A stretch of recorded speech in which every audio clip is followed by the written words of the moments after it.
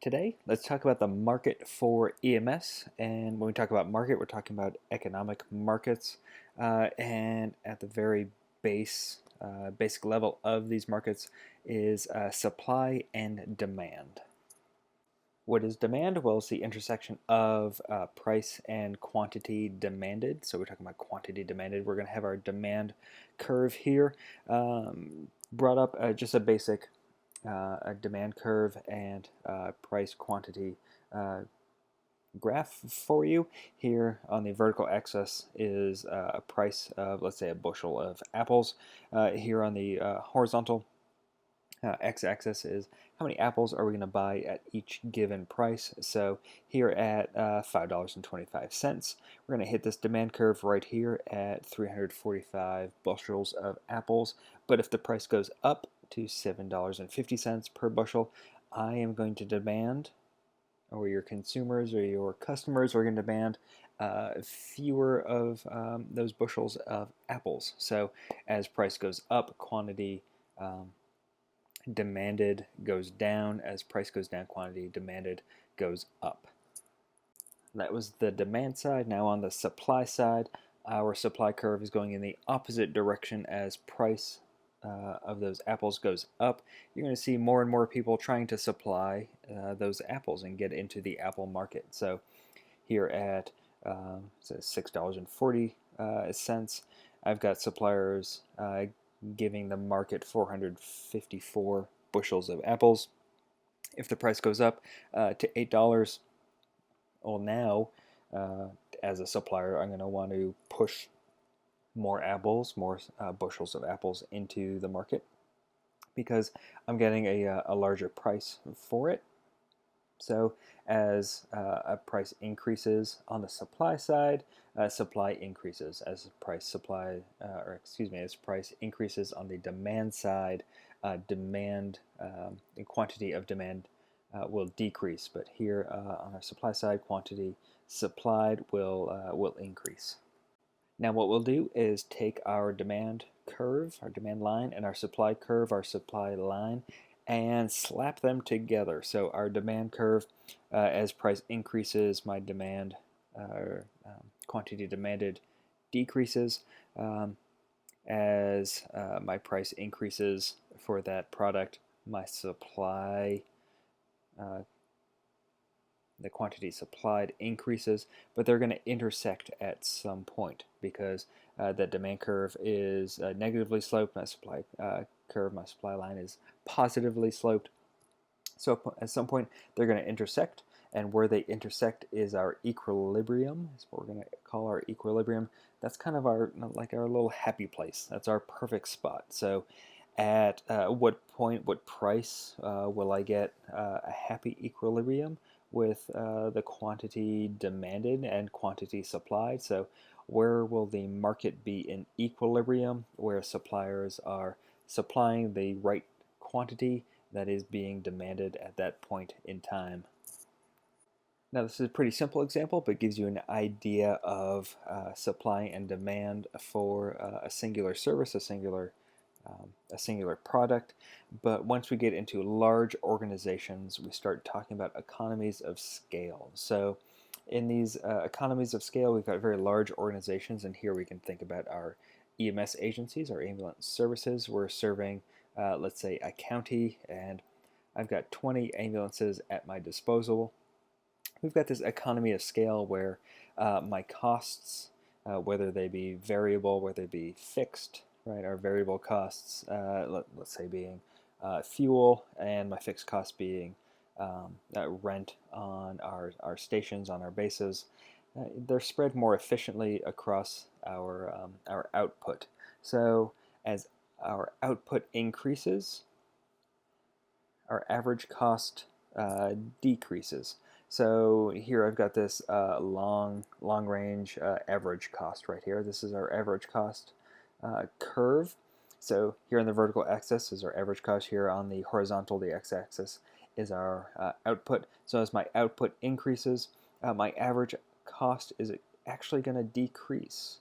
So average cost being average over that output. but at some point it's going to start going back up again. So our challenge here is to kind of find that happy area where we can find our economy of scale. And if you want to throw another quick little graph in here, I've got my average cost, my long-range average cost, what we've just looked at, kind of this concave looking line, and then I've got my marginal cost. So my marginal cost, let's say cost per call. So I've got my average cost, and that's the cost over the course of the year, over the course of all of my calls. Then I've got my marginal cost, my MC, and that is my cost per call. And my marginal cost, that line typically looks like this little Nike swoosh, and at some point they're going to intersect, and that's at the point where I lose my economy of scale and go into a diseconomy of scale. So if we go back to this line right here, that Q2, that's going to be that point S where my marginal cost now equals my average cost, and if I go above that, if my cost per call is above my average cost for the year, then now I am losing money. We worry about economies of scale in EMS and these 911 services because EMS is a natural monopoly, or should be a natural monopoly. And natural monopolies in the United States are a legal monopoly, bearing in mind that monopolies are illegal. Antitrust laws prohibit monopolies. So, you know, Budweiser can't control the entire beer industry in the United States. Hilton can't run every single hotel in the United States. Those are would be illegal monopolies. Here we have legal monopolies, and these natural monopolies are allowed because of huge startup costs, huge infrastructure costs, and very strong economies of scale. And EMS 911 services fall under this this categorization. So natural monopolies, you are already familiar with them, even if you haven't heard the term before. So your water service, your power service. So here where I live, I don't, I don't have a choice of who I choose for my electricity. I don't have a choice for who I choose for my municipal water service. I could dig my own well, I guess, but that's kind of up to me. But we're on city water, and I don't choose my water service. I don't choose my power service, and probably is pretty similar in your area. These are all natural monopolies. So picking out Duke Energy. Where we live, we have to go with Duke Energy. That's our one and only choice, unless we choose to stick a generator in our backyard and go for it, or some solar panels on our roof and just hope for the best. We're going with Duke Energy. If there were 20 energy power companies to choose from, they would all have to build their own infrastructure, which is hugely costly. So these natural monopolies exist and are allowed because it keeps costs down for the consumer. If I were to pick one of 20 power companies, I would be paying 10 times the amount I am for my kilowatt hours here with Duke Energy as a natural monopoly. Monopolies aside, let's talk about some costs and some cost formulas when we're talking about EMS services, 911 functions. So we've got total cost, we've got populations, and our total cost divided by our population is going to be our per capita cost. So how much are we spending per person in our service area? You might be wondering, are we spending too much? Are we spending too little? So here is just kind of a cross-section of more urban areas across the country and what their per capita cost is. I completely stole this from Washco and their consulting services and some presentations they've done in the past. So totally give them credit for this chart and a few more that you'll see here in a few minutes. But what's the kind of average per capita cost across the U.S.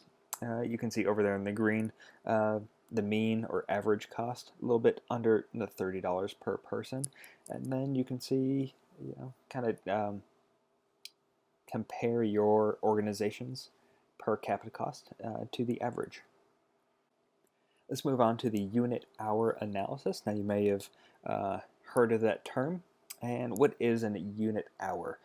So a unit hour is one fully equipped ambulance unit ready to go. It is in service, and it is either on a call or waiting for a call. So it's a single ambulance. It is in service.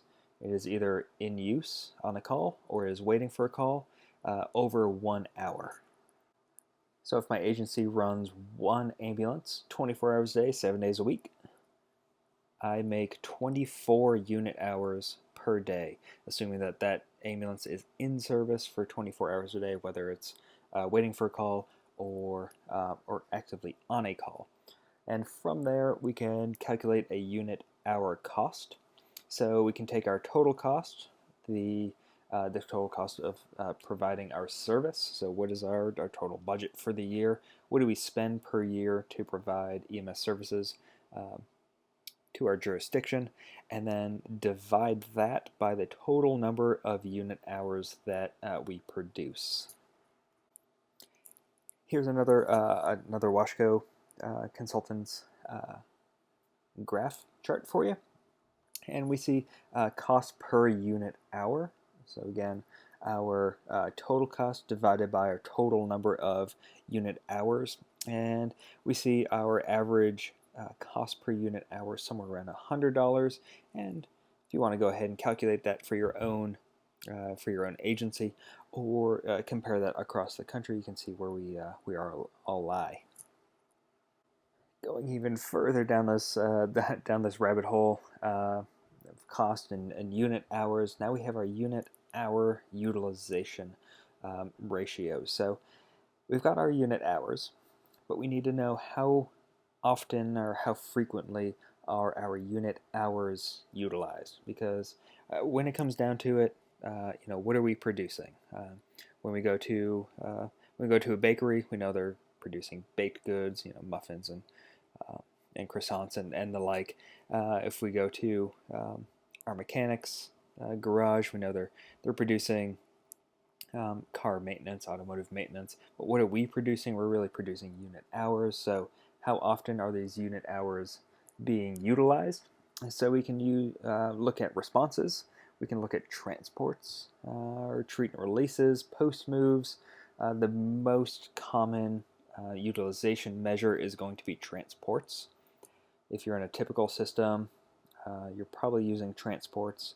If you are in a super heavy, maybe dynamic deployment system status management, where you're using lots of post moves, you don't have any fixed stations, you're sitting in parking lots and street corners, you're probably using all of these responses and post moves. But for the most part, we're going to be using transports, and that's what we're going to focus on here, is using transports as our measure of utilization. So what is a unit hour utilization ratio? Well, it's our utilization, or our transports in this case, divided by the number of unit hours. So our transports, and we're going to focus on transports here, our transports divided by the number of unit hours. And here we can simplify it. Let's say we're just dealing with one ambulance over the course of one shift. So in a 12-hour shift, we run 8 transports. So that would be our transports divided by our unit hours. I've got 1 unit for 12 hours, so that's 12 unit hours. I've got 8 transports, so I've got 8 divided by 12, so my unit hour utilization here is 0.67. We can also calculate our cost per transport, which is very important when we start talking about billing and what to charge each patient. for transport. So our cost per transport, we need to know our cost per unit hour, which we've talked about already. We need to know our unit hour utilization ratio, which we've talked about. And we take our cost per unit hour, which is total cost over unit hours, and then we divide that by our unit hour utilization ratio, and that gets us our cost per transport. So let's say our cost per unit hour is $200. My unit hour utilization ratio is 0.67. I divide the two, so my cost per transport is just under $300. So what is an average cost per transport in the U.S.? It's about $350, give or take. Not quite sure what's happening there in Monterey County in California, but average is somewhere around $350. When thinking about cost per transport, we might be thinking, well, the higher the unit hour utilization ratio, well, the lower our per transport cost is going to be. So that's best, right? Um, and we just want to warn you against a unit hour utilization goal. Um, if we, raise unit hour utilizations to a high level, well, then we've got we're straining our resources. We are straining our crews. So what is a good unit hour utilization ratio? It's usually less than 0.5. So less than 50% of the time is my unit being utilized. Um, a good ratio, a ratio we're really happy with, is usually 0.4. Between 0.4 and 0.5, we're starting to maybe consider other options. Below 0.4, we're thinking maybe we're underutilizing. But 0.4, 40% of the time that our ambulances and our crews are being utilized, that's kind of our sweet spot. All right, let's shift gears a little bit and talk about consolidation or system consolidation. So consolidation comes in two flavors. You can either have horizontal consolidation or vertical consolidation, and in some systems, we can have both horizontal and vertical consolidation. We'll take them one at a time. So first, horizontal consolidation. So we're looking for a larger market share, and we're looking for a larger market share in terms of additional service areas, and expanding our geographic service area. So as an example, we'll point out Wake County here in North Carolina. It's county seat Raleigh and the capital. So 10, 15 years ago, we had 7, 8 or so EMS services functioning in the county. We had Wake County EMS serving a large portion of the county. We also had, there up in the upper left, Six Forks EMS. We had Apex EMS covering the town of Apex. We had Roseville EMS covering the town of Roseville. We had Eastern Wake EMS covering the eastern part of the county. We had Garner and Cary covering their respective areas. In the past handful of years, in the past decade or so, there has been this horizontal consolidation within Wake County, where now we have Wake County EMS covering a larger portion of that county. Only Eastern Wake and Cary area EMS are still functioning in there. So we've gone from what was that, 7 independent EMS organizations covering one county to 3. So this is an example of horizontal consolidation. Vertical consolidation is also looking for a larger market share, but instead of a geographic consolidation, we're looking for additional service levels. So we're going vertically up to down. We'll think about this basic life support through critical care.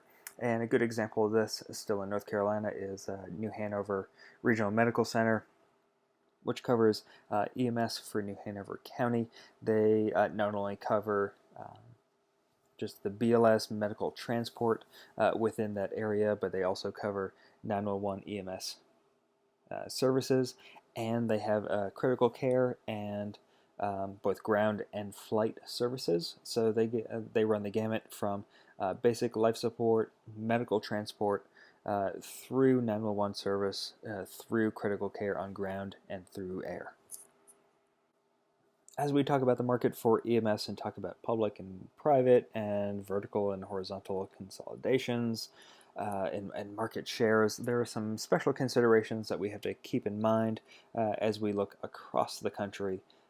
So from where do we derive our market rights? Might be the state, might be the county, might be the local level dictating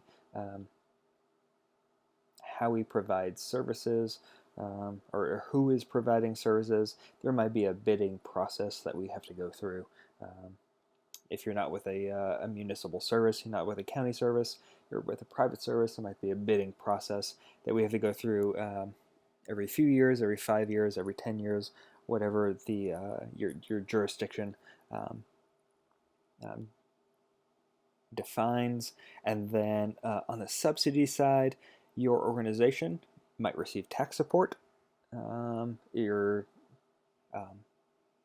you providing service in that area might be contractual, like we just said, might come up every few years, every 5 or 10 years, and you might actually have to pay your jurisdiction to use certain services or to pay for the rights. So if you're a private EMS agency, you might actually have to pay that jurisdiction for the rights to provide services and to bill and to collect on your bills. You might have to pay for the right to use that jurisdiction's 911 or emergency communications center. As always, if you have any questions, comments, concerns, or cuss words, please let us know.